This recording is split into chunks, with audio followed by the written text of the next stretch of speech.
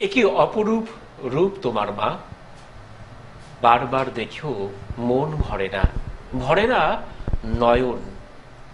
হ্যাঁ, মা, আমার মা, আমাদের মা পৃথিবীর সবচেয়ে সুন্দর, অনন্যা, তিলোত্তমা। তাই তো আমার মা বা আমাদের মায়েরাই প্রকৃত দুর্গা, দুর্গা শক্তি, নারী শক্তি। সেই নারী শক্তির স্বপ্নের প্রতিফলন শ্রী শারদ সম্মান।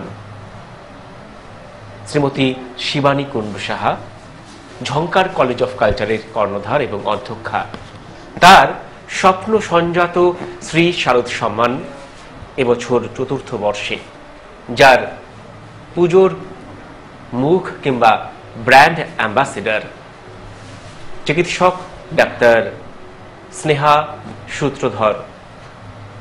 আমরা ঝংকার কলেজ অফ কালচারের যে আগমনী পর্ব শুরু করেছিলাম শম্পা মণ্ডলের লাইভ আর্টের মাধ্যমে, সেই লাইভ আর্ট অবশেষে কিন্তু সম্পূর্ণতা পেয়েছে। দেখতে পাচ্ছেন মায়ের মুখ অপরূপ, আর আমার দুই দিকে বসে আছে সেই মায়ের প্রতিনিধি, যারা স্নেহময়ী, মমতাময়ী, যারা জীবনের অসংখ্য কণ্টকাকীর্ণ মুহূর্তেও মুখে হাসি রাখেন। আমার প্রিয় দিদি, বাতিক শিল্পী, কবি এবং একজন অসাধারণ মানুষ। সবচেয়ে বড় কথা, মাননীয়া সঙ্গীতা বসু রায়। শিবানিদি আবার যুক্ত হয়েছেন আমাদের সঙ্গে, রয়েছে চিত্রশিল্পী শম্পা মণ্ডল, আর আমার সঙ্গে রয়েছে এই পর্বে মাননীয় সিরাজুল ইসলাম ঢালী মহাশয়, কবি, সাহিত্যিক। সুতরাং বুঝতেই পারছেন যে আজকের এই পর্বটা একটু অন্যরকম হবে ভাবনায়, পরিকল্পনায় এবং প্রকাশে। আমি প্রথমেই চলে যাব সঙ্গীতাদের কাছে। দিদি, একেবারে শুরুতেই যদি মাতৃবন্দনা হয়ে যায় কেমন হয়? হ্যাঁ, মাতৃবন্দনা করেই তো প্রথমে আমরা আজকে যেহেতু আগমনী আড্ডা, তাহলে মায়ের বন্দনা তো করতেই হবে। একদম, এই মাতৃবন্দনার প্রতিরূপ আপনাকে বলবো, যিনি সৃষ্টি স্রষ্টা শম্পা মণ্ডল, তার কাছে পৌঁছে দিলাম। আর সেই মাতৃকণ্ঠের প্রতিনিধি সঙ্গীতাদি, আসুন শুনে তার অপরূপ একটি উপস্থাপনা। কোথায় ফুল পাইলাম বলিতে পারি না, কিন্তু সেই প্রতিমার পদতলে পুষ্পাঞ্জলি দিলাম। ডাকিলাম সর্বমঙ্গল মঙ্গলে শিবে আমার সর্বার্থ সাধিকে, অসংখ্য সন্তান কুলপালিকে, ধর্ম অর্থ সুখ দুঃখ দায়ীকে আমার পুষ্পাঞ্জলি গ্রহণ করো। এই ভক্তি প্রীতি বৃত্তি শক্তি করে লইয়া তোমার পদতলে পুষ্পাঞ্জলি দিতেছি। তুমি এই অনন্ত জলমণ্ডল পরিত্যাগ করিয়া এই বিশ্ব বিমোহিনী মূর্তি একবার জগত সমীপে প্রকাশ করো। এসো মা, ঘরে এসো, নবরাগ রঙ্গিনী, নববল ধারিণী, নবদর্পে দর্পিনী, নব স্বপ্ন দর্শিনী। এসো মা, ঘরে এসো। 6 কোটি সন্তানে একত্রে এক কালে 12 কোটি করজোড় করিয়া তোমার পাদ পদ্ম পূজা করিব। 6 কোটি মুখে ডাকিব, মা প্রসূতি অম্বিকে, ধাত্রী ধরিত্রী, ধন ধান্য দায়ীকে, নগাঙ্ক শোভিনী, নগেন্দ্র বালিকে, শরত সুন্দরী, চারুপূর্ণ চন্দ্র ভালিকে। ডাকিব সিন্ধু সেবিতে, সিন্ধু পূজিতে, সিন্ধু মন্থনকারিণী, শত্রুবধে 10 ভুজে 10 প্রহরণ ধারিণী। শক্তি দাও সন্তানে, অনন্ত শক্তি প্রদায়িনী। অনন্ত শক্তি প্রদায়িনী।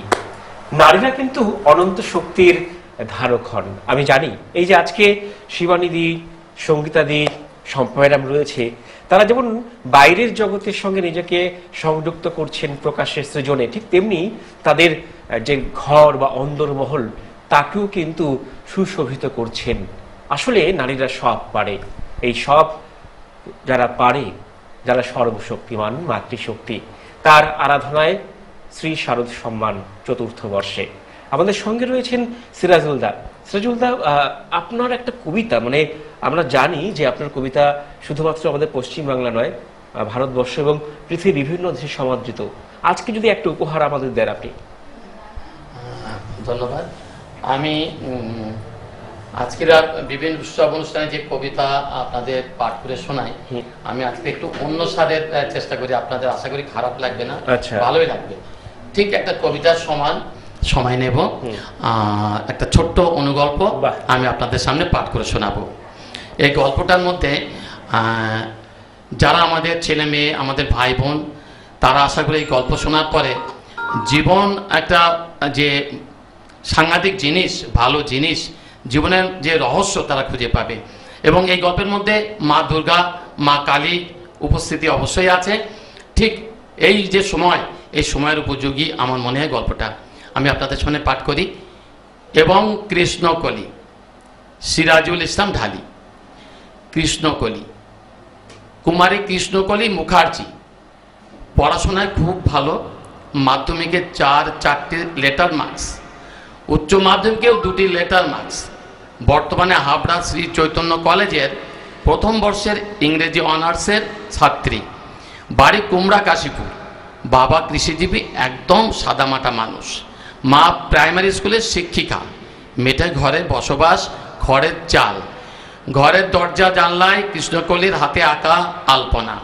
সত্যি বলতে অপূর্ব। অপরাহ্ন, মৃদুমন্দ হালকা হিমেল হাওয়া বইছে, গরমের দাবদাহ প্রায় নিশ্চিহ্ন। সেদিন শনিবার। হঠাৎ মা ডাকতে শুরু করলেন, কৃষ্ণকলি, আরে কোথায়, কি করছিস? কেন মা? আমি তো রেডিওতে গান শুনছি আর চুল বাঁধছি। কৃষ্ণকলির ছোট্ট জবাব, তোকে নিয়ে আর পারি না, সন্ধ্যা হয়ে আসছে, চ্যাটার্জিদার মেয়েকে পড়াতে যাবি না? নিশ্চয় যাবো মা, তৈরি হয়ে নিচ্ছি, এখনই বার হব। মেয়েকে বার হতে দেখে মা বলতে শুরু করলেন, দুর্গা দুর্গা, দুর্গা দুর্গা। মা, দুর্গা দুর্গা নয়, আমি তো মা কালীর ভক্ত। বলো, জয় মা কালী, জয় মা কালী, মা কালীর জয়। তারপরে সব মেয়েরা যেটা ভাবে, কৃষ্ণকলিও তাই দুবেলা ভাবতে শুরু করেছে। পড়াশোনা শেষ করে ভালো চাকরি করতে হবে, মা বাবাকে দেখভাল করতে হবে। আমি একমাত্র মেয়ে, আমার আর ভাই বোন কেউ নেই। এ পৃথিবীতে আমি ছাড়া মা বাবাকে কে আর দেখভাল করবে? কেউ তো নেই। ইত্যাদি ইত্যাদি ভাবতে ভাবতে কৃষ্ণকলি সেদিন রাতে মায়ের পাশে কখন যে ঘুমিয়ে পড়েছে তা সে নিজেও জানে না। চোখে মুখে গাঢ় ঘুম এসে পড়েছে। তখন তার মনে হলো বাড়ির সবাই আনন্দে দিন কাটছে। মেয়ে কৃষ্ণকলির ইন্টারভিউ লেটার এসেছে, আনন্দে থাকার কথা তো বটেই। সরকারি বড় পোস্টের চাকরি। সোমবার সকাল 10টায় ইন্টারভিউ। ড্রেস আপ হয়ে বার হতে হতে কৃষ্ণকলি বলে উঠল, মা, বাবা তো মাঠে গেছে, তুমি আমাকে আশীর্বাদ করো, আমি যেন ইন্টারভিউয়ে পাস করতে পারি। মা শুধু বললেন, জয়ী হও, আমি আশীর্বাদ করছি। ঠিক 10:30টায় ইন্টারভিউ শুরু হলো। প্রশ্নের পর প্রশ্ন। শিক্ষকতা করতে পারবেন? হ্যাঁ। প্লেন চালাতে পারবেন? হ্যাঁ। নাচ গান আবৃত্তি করতে পারবেন? হ্যাঁ। অবশেষে প্রশ্নকর্তা জিজ্ঞাসা করলেন, সব হ্যাঁ হ্যাঁ বলছেন, সত্যি কি সব পারবেন? নিশ্চয়ই পারবো। সবাই শেষ প্রশ্ন করে বসলেন। রহস্যটা কি? খুব সিম্পল, আমি মা কালীর ভক্ত, তাই সব পারবই পারবো। মা কালীর আশীর্বাদ মাথায় থাকলে মানুষের সর্বত্র জয় সুনিশ্চিত, বুঝলেন? বলে একটু হেসে ফেলতে কৃষ্ণকলির ঘুমটা ভেঙে গেল। মুহূর্তে সে বুঝতে পারলো কোথায় ইন্টারভিউ, সে তো মায়ের পাশে দিব্যি শুয়েই আছে। ধন্যবাদ। আশা করি আপনাদের ভালো লাগলো গল্পটা। আসলে মেয়েরা সব পারে, পারে না এমন কিছু নেই। এই পৃথিবীর যা সুন্দর তার অর্ধেক নারী অর্ধেক পুরুষ সমান দায়িত্ব নিয়ে রচনা করেছেন, শুধু ব্যতিক্রম রয়ে গেছে তাদের স্বীকৃতিতে। আসুন নারীদেরকে আমরা স্বীকৃতি জানাই, আমার পাশে বসে আছেন সঙ্গীতাদি, যার নামের সাথে তার কাজগুলো অত্যন্ত সঙ্গীতময়। এবং আমি জানি দিদি বিভিন্ন পৌরাণিক যে কাহিনী, যে জ্ঞান, সে জ্ঞান নিয়ে চর্চা করতে ভালোবাসেন। মায়ের রূপ, অপরূপ, নানা রূপে আমাকে পাই। দিদি, রামনবমী নিয়ে একটা কতগুলো কথা মানুষের মধ্যে প্রচলিত আছে, যে রামনবমীতে অনেক ঘটনা ঘটেছে, মায়ের বিভিন্ন রূপে তার আগমন ঘটেছে। যদি এই বিষয়টা একটু আপনি আলোকপাত করেন। অ্যাকচুয়াল কৃষ্ণ, এটা অকাল বোধন আমরা সবাই জানি। এটা কিন্তু আমাদের যে প্রাচীন কাল থেকে যে দুর্গা পুজো, সেটা কিন্তু চৈত্র মাসে হতো, যেটা এখন বাসন্তী পুজো। আর ওটা কিন্তু এখন গৌণ হয়ে গেছে, মুখ্য এটাই হয়ে গেছে। এটা তো করেছিলেন রামচন্দ্র তার স্ত্রীকে উদ্ধার করবার জন্য। অকাল বোধন কেন বলা হয়, এই বিষয়টা আমি একটু জানাতে চাই। যে অকালে এই পুজোটা হয়েছিল বলেই অকাল বোধন। আর বোধন শব্দের অর্থ একটু আমি আমার যে ভীষণ সিনিয়র, ভীষণ আমি তার প্রিয় পাত্রী, একজন ঔপন্যাসিক কবি ঢালিদাদা বসে আছেন, তাকে আমি বলবো যে বোধন শব্দের অর্থ একটু আমাদের জানিয়ে দিতে। বোধন শব্দের অর্থ আমরা যতদূর জানি জাগরণ। কারণ মানুষ সারা বছর 6 মাস জাগ্রত থাকে, 6 মাস নিদ্রামগ্ন থাকে। আর দেবতারাও তাই 6 মাস জাগ্রত থাকে এবং 6 মাস নিদ্রামগ্ন থাকে। একদমই তাই। এটা হচ্ছে উত্তরায়ণ আর দক্ষিণায়ন। উত্তরায়ণ হচ্ছে মাঘ থেকে শুরু হয়, হ্যাঁ, মাঘ, ফাল্গুন, চৈত্র, বৈশাখ, জ্যৈষ্ঠ, আষাঢ়, এই পর্যন্ত হচ্ছে উত্তরায়ণ। এই উত্তরায়ণে দেবদেবীরা কিন্তু জাগ্রত থাকেন, তখন তাদের আর জাগাতে হয় না। হ্যাঁ, এই সময় হতো, সেই জন্য এই সময় হতো চৈত্র মাসে ওই বাসন্তী পুজো। এবার রামচন্দ্র যখন তার স্ত্রীকে উদ্ধার করবার জন্য যে পুজোটা করলেন, সেটা হচ্ছে অকাল বোধন। সেটা হচ্ছে শ্রাবণ, ভাদ্র, আশ্বিন, কার্তিক, অঘ্রাণ, পৌষ, এই 6 মাস দেবদেবীরা কিন্তু ঘুমিয়ে থাকেন। যেহেতু দেবদেবীরা ঘুমিয়ে আছেন, তাহলে তাদের পূজা অর্চনা করতে গেলে ঘুমন্ত অবস্থায় তো আর পুজো হবে না, তাকে জাগাতে হবে মাকে। তো মাকে জাগ্রত করে তবেই পুজো হয়েছিল। আর আরেকটা বিষয় আমি বলি, যে উনি যে এই অকাল বোধন করলেন, মাকে জাগ্রত করে অকাল বোধন করলেন, এই অকাল বোধনে যে প্রথম উনি এই শারদীয়া দুর্গোৎসব করেছিলেন, সেটা পৌরোহিত্য করেছিলেন রাবণ নিজে স্বয়ং। একদম একদম। যাই অনেক ঘটনা, অনেক কথা, অনেক ইতিহাস আছে। আসলে আজকাল আমরা খুব একটা ইতিহাস নিয়ে ভাবি না, আমরা আমাদের সংস্কৃতি, ধর্ম, আমাদের যে পরম্পরা, সে বিষয় থেকে দূরে থাকতে চাই। কিন্তু ধন্যবাদ সঙ্গীতাদিকে, যারা কৃষ্ণ যেটা প্রশ্ন করলো রামনবমী, রামনবমী, ওর প্রশ্নের উত্তরটা এখনো হয়নি। রামনবমীর সাথে রামের জন্মতিথির সাথে কিন্তু শারদীয়া দুর্গোৎসবের এক যোগসূত্র করা হয়েছে। আর এই রামনবমীতে এই প্রথমা থেকে যেই আমাদের এর মহালয়া হয়ে গেল, তখনই দেবী পক্ষের শুরু। প্রথমা থেকে এই মা কিন্তু নবমী পর্যন্ত 9টি রূপ ধারণ করেন। সেই 9টি রূপ হচ্ছে শৈলপুত্রী, ব্রহ্মচারিণী, তারপরে চন্দ্রঘণ্টা, কুষ্মান্ডা, স্কন্দমাতা, কাত্যায়নী, কালরাত্রি, মহাগৌরী, আর হচ্ছে লাস্টে সিদ্ধিদাত্রী। এই 9টি রূপে কিন্তু পূজিত হন মা। 9টি রূপে পূজিত হন। মায়ের অপরূপ রূপ, মায়ের সহস্র রূপ। মায়েরা এভাবেই বারবার আমাদের রক্ষা করেন, আমাদের পাশে থাকেন, আমাদেরকে স্নেহ পরশে আমাদেরকে সমস্ত বিপদ থেকে কিন্তু সুরক্ষিত রাখেন। আমরা আমাদের এই পর্বের শেষের দিকে চলে যাচ্ছি, কিন্তু তার আগে যাকে দীর্ঘক্ষণ মৌনভাবে থাকতে দেখছি, অথচ যিনি এই আয়োজনের সবচেয়ে সরব ভূমিকা পালন করেছেন, শ্রী শারদ সম্মানের কর্ণধার, ঝংকার কলেজ অফ কালচারের কর্ণধার শিবানিধি। শিবানিধিকে বলবো যে ছোট্ট একটা বিষয় আলোকপাত করার জন্য। এই যে ঝংকার কলেজ অফ কালচার এবং শ্রী শারদ সম্মান, আর তার সঙ্গে আমাদের সঙ্গীতাদির একটা নিবিড় সম্পর্ক। যদি সঙ্গীতাদি না থাকতো আজকের এপিসোডে বা আড্ডায়, কি হতো, কেমন হতো, পার্থক্য কি হতো?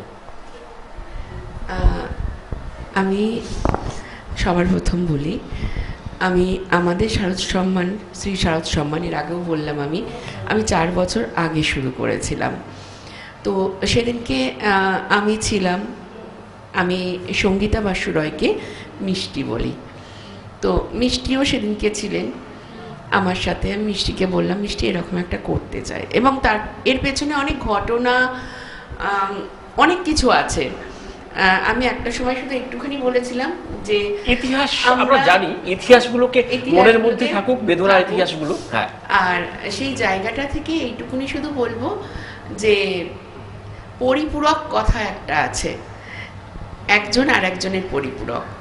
হয়তো পাশে থাকলে যে থাকা তা নয়, আজকেও কিন্তু মিষ্টি যদি না থাকতো হয়তো আমি সব কাজগুলোকেই আমরা করতে পারতাম। মিষ্টির শরীর খারাপ, কিন্তু আমি হয়তো সেই জায়গাটা পেতাম না, সেই আনন্দটা পেতাম না, যে আজকে যে মিষ্টি আমার পাশে বসে আছে, যে আনন্দটা ভেতরের থেকে, যে আত্মার একটা মিলন, এই মিলটা আজকে দর্শক বন্ধু আপনাদেরকেও জানাচ্ছি, উনি কিন্তু ভীষণ অসুস্থ, তার মধ্যেও উনি উঠে এসেছেন এবং আমার কাছে আছেন।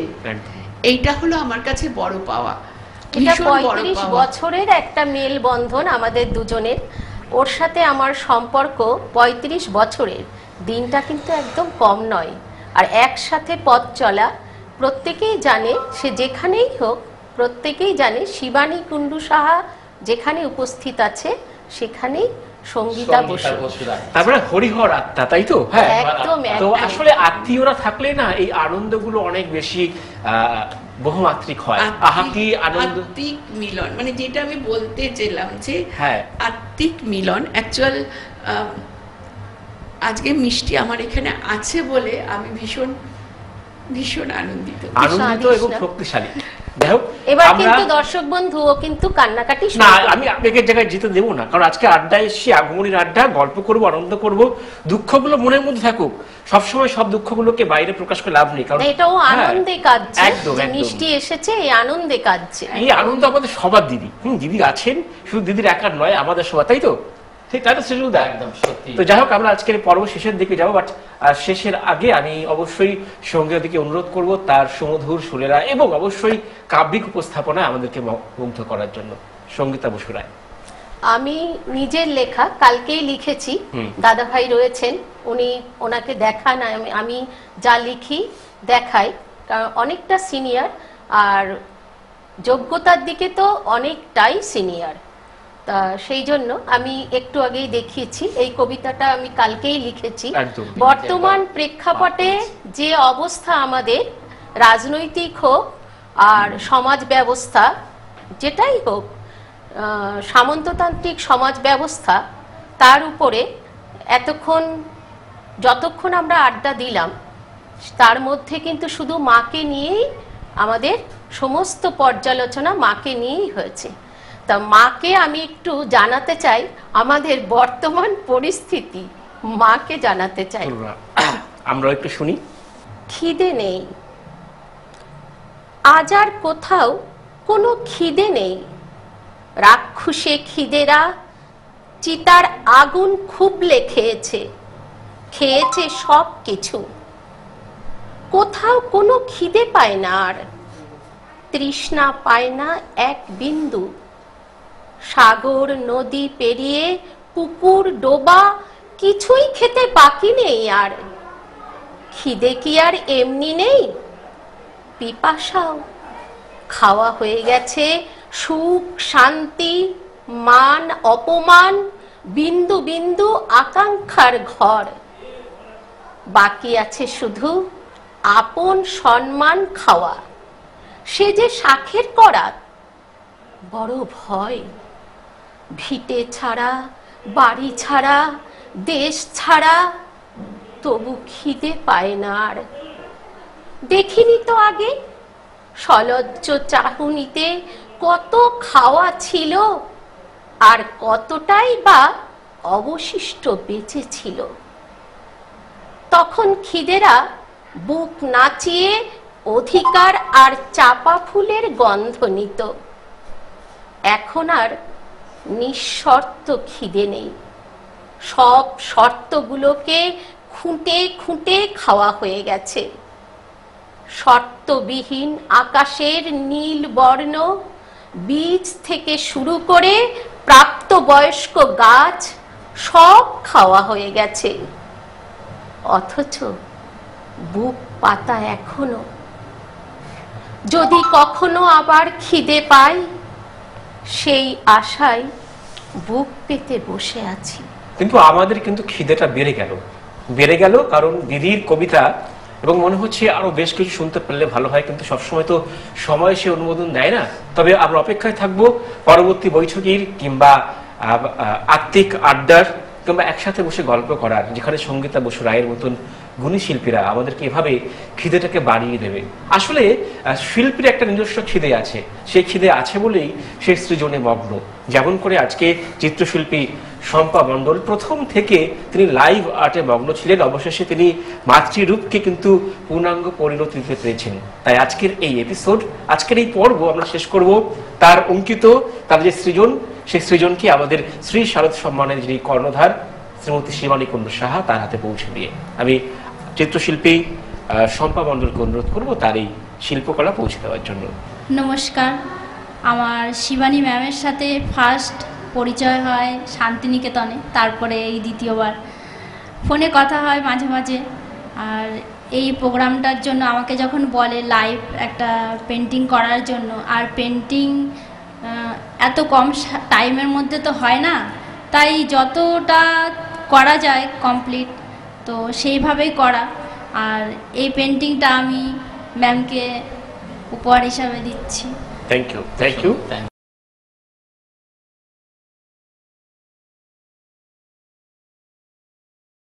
তাহলে এই কথাই রইল, শুধু এবছর নয়, প্রতি বছরই আপনাদের সাথে আমাদের দেখা হবে, কথা হবে, একে অপরকে জানা হবে এইরকমই আগমনীর আড্ডায়।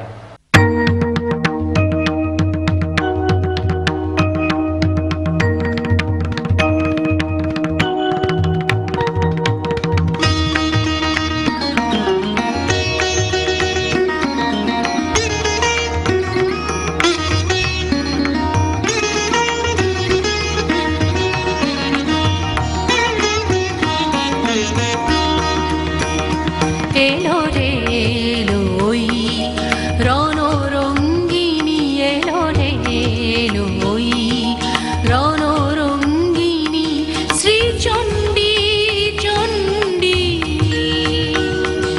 প্রলয় সংহারিতে বাঁচাতে উৎপীড়িতে, প্রলয় সংহারিতে বাঁচাতে উৎপীড়িতে, ধ্বংস করিতে সব বন্ধন গণ্ডি, ধ্বংস করিতে সব বন্ধন গণ্ডি, চণ্ডী চণ্ডী এলো রে এলো ওই রণরঙ্গিনী, এলো রে এলো ওই রণরঙ্গিনী।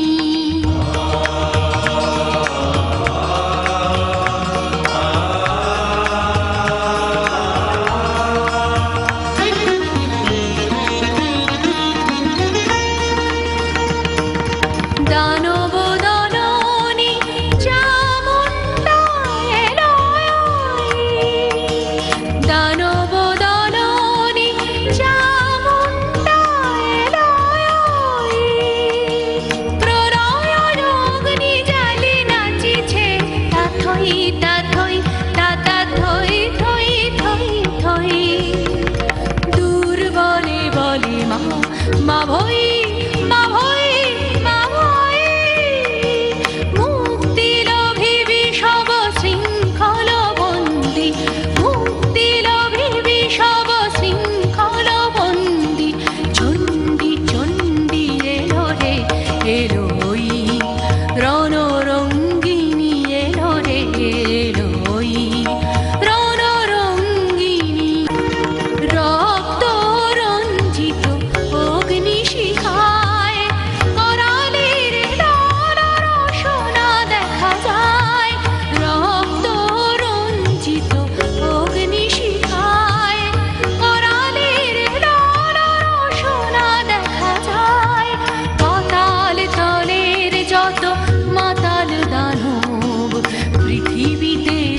এসেছিল ওই রামানব, পাতাল তনের যত মাতাল দানব, পৃথিবীতে এসেছিল ওই রামানব, তাদের দণ্ড দিতে আসিয়াছে চণ্ডিকা, তাদের দণ্ড দিতে আসিয়াছে চণ্ডিকা, সাজিয়া দণ্ডি চণ্ডী চণ্ডী এলো রে, এলোই রণরঙ্গিনী এলো রে, এলোই রণরঙ্গিনী শ্রীচণ্ডী চণ্ডী।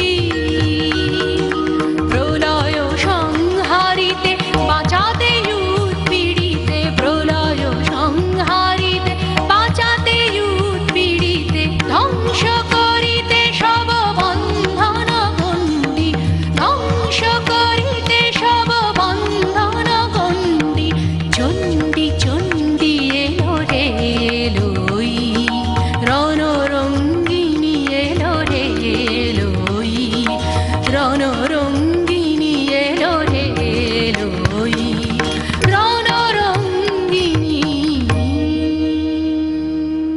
হ্যাঁ, শ্রী শারদ সম্মানকে কেন্দ্র করে ঝংকার কলেজ অফ কালচারের ব্যবস্থাপনায় আরেকবার শ্রীমতী শিবানী কুণ্ডু সাহাকে ধন্যবাদ এবং কৃতজ্ঞতা জানিয়ে আমরা এই পর্ব সমাপ্ত করলাম। সকলে ভালো থাকবেন, সকলকে ভালো রাখবেন।